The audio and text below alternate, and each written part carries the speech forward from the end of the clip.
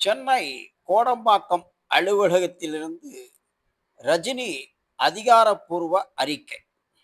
திடீர் தடை உத்தரவு.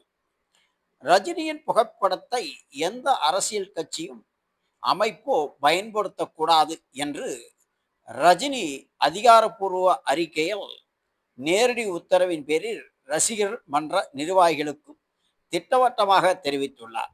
சமீப காலமாக ஏற்பட்டிருக்கும் அரசியல் சூழல் மற்றும் நிர்வாக சூழல் காரணமாக ரஜினி தற்பொழுது தனது புகைப்படத்தை எந்த அரசியல் கட்சியோ அல்லது அமைப்போ பயன்படுத்தக்கூடாது என்று அறிவித்துள்ளது பெரும் பரபரப்பை ஏற்படுத்தியுள்ளது.